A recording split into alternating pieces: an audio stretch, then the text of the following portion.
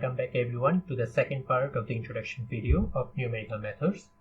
In the last lesson we learned about various numerical methods that we will be talking about in this course, and also we talked about the importance and necessity of numerical methods. In this lesson we are going to talk about more deeply, and also we are going to model a physical problem through which you will be able to grasp the intuition and the necessity of numerical methods. So let's move on. So the main objective of this lecture is to introduce you to the mathematical modeling, and we will be model mathematically an engineering problem, a practical problem that is very much simple, but it will help you to understand the necessity of those numerical methods in practical. So first of all, we need to know what is a mathematical model. A mathematical model can be broadly defined as formulation or equation that expresses the essential features of a physical system. Say for example, you have jumped out of a plane with a parachute. That means you will be falling freely into the sky, from the sky to the ground. So can you tell me whether you can mathematically model your velocity and your acceleration while you were falling from the sky?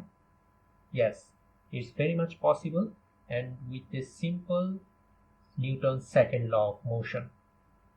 With this law, we can mathematically model the velocity and acceleration of a free falling body. And that's what we are going to learn in this video, the velocity, which is actually the acceleration term. And from the Newton's law of motion, which is force equal to the mass of the body and the gravitational acceleration, we can say acceleration equal to force divided by the mass, and hence dv by dt equal to F divided by m. And if we want to model the total force acted on the human body, it is F equal to the total force acting downward and the total force acting upward. That means total downward force plus the total upward force, and that's the total force that is being applied on the body. Next, we need to find out the terms, the downward falling force and the upward resistive force.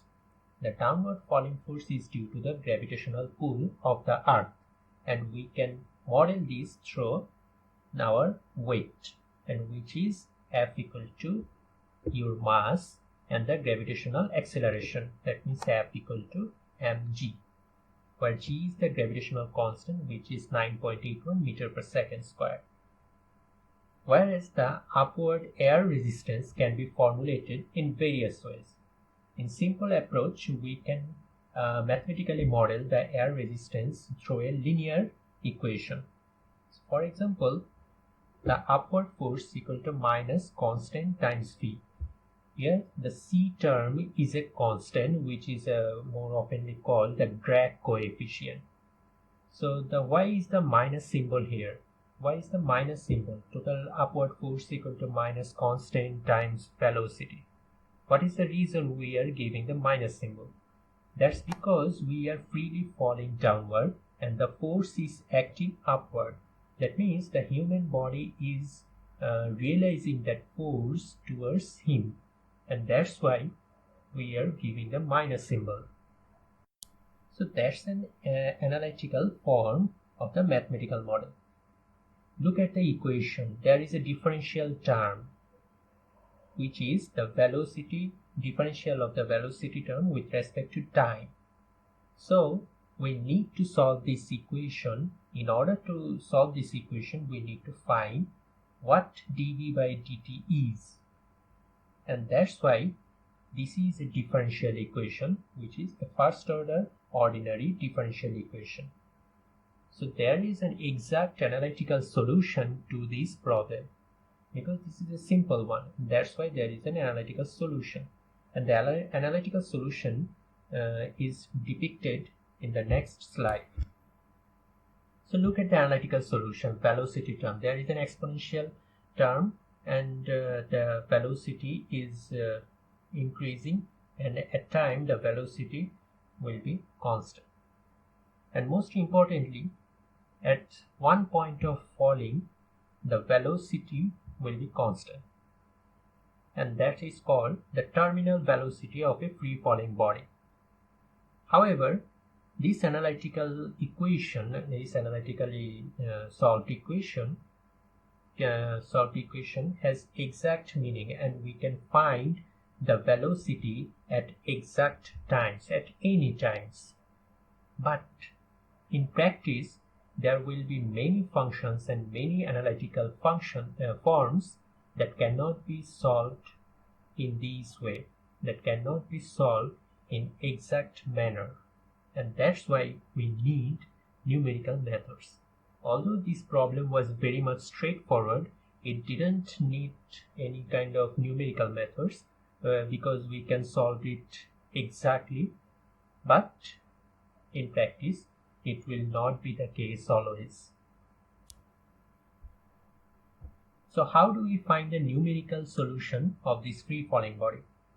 Let's go back to our main equation, main model, mathematical model. That means the velocity with respect to time, that means the acceleration equal to this term.